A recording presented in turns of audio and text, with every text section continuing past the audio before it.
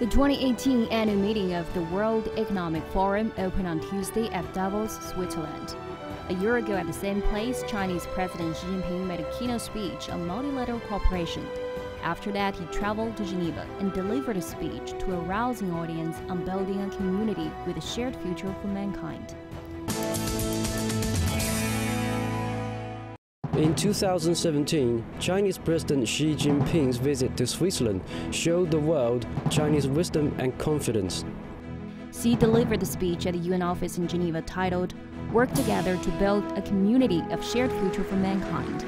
In 47 minutes, Xi won more than 30 rounds of ovation.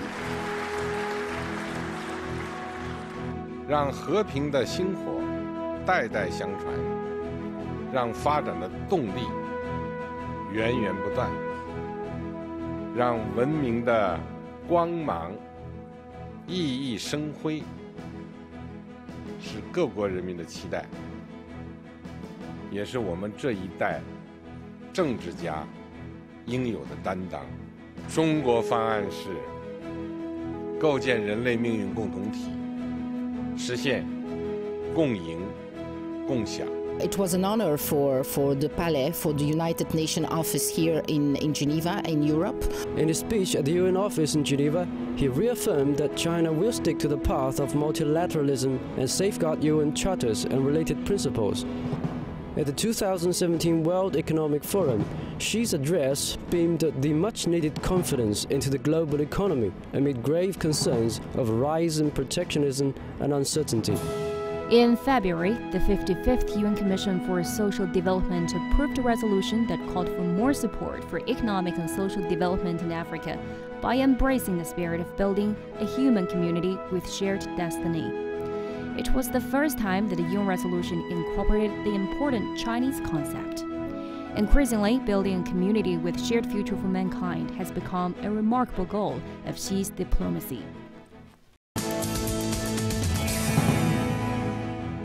Behind me is the Finnish presidential palace, and the road in front of it was the venue where Finnish President Sauli Niinistö held a grand welcome ceremony for Chinese President Xi Jinping. Xi Jinping's visit to Finland has made very much publicity regarding the economic relations between China and Finland. It's in November.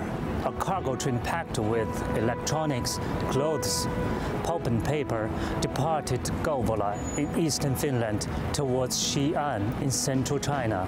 It opened the first railway connection between the Nordics and China. It takes 17 days to cover the 9,000-kilometer distance through Russia and Central Asia.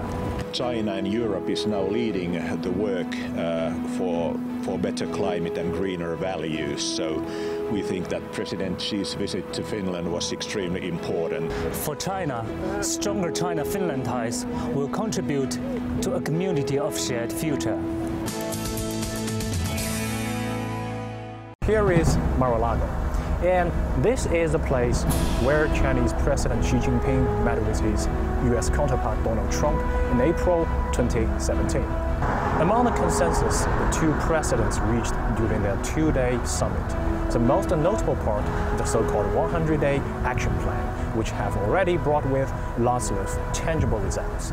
So it's important, to maintain business ties with the U.S. and China. That's an extremely important part of our economy. The more we can cooperate with China, really, the better off we all are. And besides, the two presidents set up 4 comprehensive dialogue to promote communication and understanding between the world's 2 largest economies. Я сейчас нахожусь на бульваре Нурлы-Жол, а сразу за мной резиденция президента Казахстана Акордан. В этом году с 7 по 10 июня председатель Китайской Народной Республики Си Цзиньпин совершил государственный визит в Казахстан и встретился с главой казахского государства Нурсултаном Назарбаевым. China is one of the fastest growing economies in the world. This visit will promote the development of trade between China and Kazakhstan. Китай является одним из главнейших торговых и инвестиционных партнеров Казахстана. Общий объем инвестиций в Китае в экономику Казахстана превысил 42 миллиардов долларов США. Стороны определили 51 проект сотрудничества в сфере производственных мощностей на общую сумму 26 миллиардов долларов США. In July 2017, Chinese President Xi Jinping made a 2-day state visit in Russia. I pay deep respect to Mr. Xi Jinping. Xi Jinping is one of the greatest leaders of China who is carrying out reforms and developing the country in the right way. In the economic field, a $10 billion investment fund was announced for cross-border infrastructure projects, which will contribute to the alignment of the Belt and Road Initiative and Russian proposed Eurasian Economic Union. I think that there is a phenomenon in China. Under the ruling of the Communist Party, the country has made very high and stable economic achievements. This is the so-called Chinese miracle. As Sino-Russian relations are enjoying its best time in history, stronger China-Russian ties will contribute to a community of shared future. Right now here at the Berlin Zoo in Germany, where in July, the visiting Chinese President Xi Jinping and the German Chancellor Angela Merkel witnessed the official opening of Panda Garden here. The two leaders agreed to lift the China-Germany relationship to a new and higher level. Both of the leaders agreed to set new targets, map up new path for the future development of China-Germany comprehensive strategic relationship. It is clear that China is now a great economic power. Xi also held the China-Germany relationship established since 45 years ago as a successful story, since it brings true benefits to the two people. In November, Chinese President Xi Jinping attended the APEC Leaders Week in the central city of Da Nang.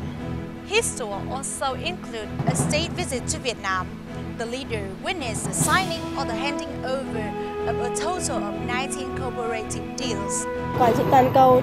China is affirming its more and more important role in global governance. It is a good thing if China can represent the benefits of other developing countries from all over the world.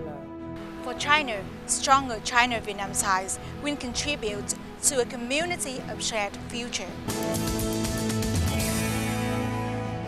In 2017, Chinese President Xi Jinping paid a state visit to Laos, and the two leaders also attended the foundation-laying ceremony for the China-built Mahosa Hospital in the Laos capital.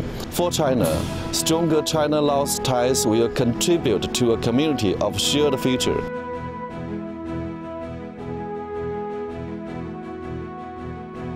中国坚定维护联合国权威和地位，积极履行应尽的国际义务和责任，信守应对全球气候变化的承诺，积极推动共建“一带一路”，始终做世界和平的建设者、全球发展的贡献者、国际秩序的维护者。